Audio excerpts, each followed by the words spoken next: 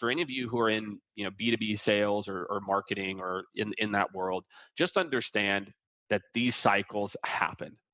And it's really difficult, especially when it's your first cycle, which for a lot of you it might be, where it's like things have just been going up for so long and then they're going down and you've never seen them go down. That's what happened to me back in 2007, 2008. 2009, I had just started at a company called Career Builder in 2006. And at the time, Career Builder was the largest job site in the world. LinkedIn was like a social networking site that had just started, and Monster.com was a big player. It's so interesting. I think I had the gift of, being naive. When you're young and naive and you don't really know like what an economic downturn looks like or like what it means, I didn't. I think that mindset helped. And so the first thing that I want to tell all of you, and if you can go and you can Google this, is your mindset right now is going to have a direct impact on your success. If you want to see doom and gloom, oh, people are pulling back and buying, it's not being, putting your whole blinders on and just being like, oh, that nobody likes me, et cetera, or saying like, well, it's not happening and acting like it's not happening. But I can tell you, like, my number one advice during this time, if you're in B2B sales, is mindset. And that mindset is like, winning is possible. Okay.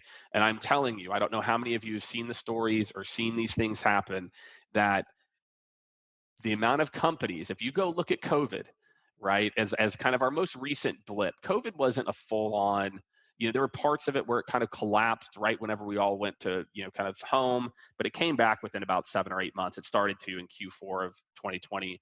Um, Having the right mindset that winning is possible, to me is one of the most important keys to success if you're in B2B sales. So for all of you out there who might be thinking like, oh man, what does this mean? You can only control what you can control. So don't worry about it. Just understand winning is possible.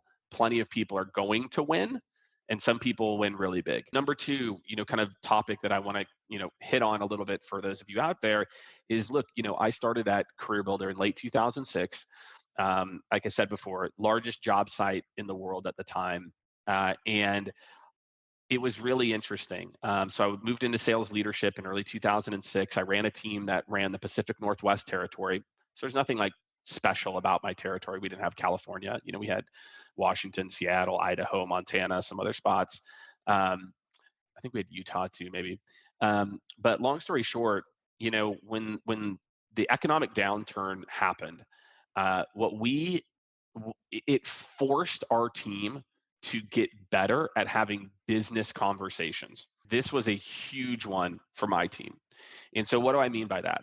So imagine there's two different ways you could pitch, right? So I could call you up as a business. And again, let's fast forward to like late 2007. If you guys remember Bear Stearns, Lehman Brothers, all these things, I mean, like literally the economy is like, and not only just the economy, I mean, the banks, right? The foundation of the economy is crumbling.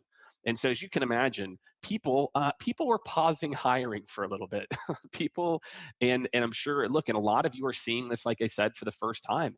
You're like, wait, these companies were growing. They hired all these people, and now they're laying people off. Now they're doing these other things. And it's like, this is what happens in a down economy. And so, again, at the time, I didn't know this. I didn't have again, I think it was the benefit of being like, 27, 28 years old.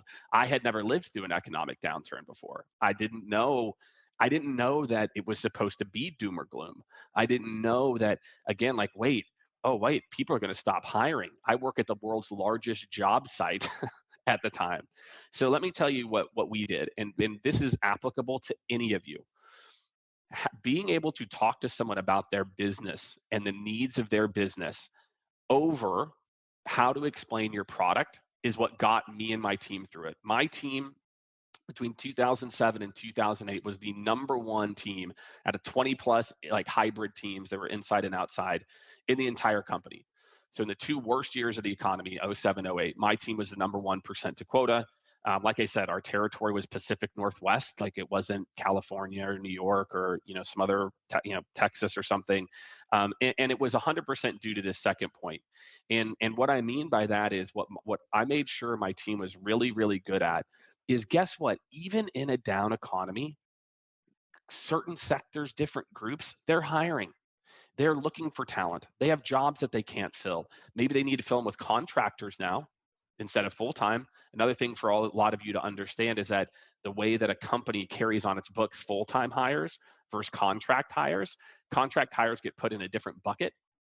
And so that's why whenever you see companies start to rehire, sometimes they won't hire full-time people at first because they don't have to put that in their operating expenses. They can put that in their, like general ledger or admin. So, what I was really good as my team is, instilling in them, look, people are still hiring. People are still looking for people. And I'm telling you, this is the truth. Companies are still buying software. Companies are still buying whatever it is you're selling. And as the economy potentially dips even further, it's not going to change.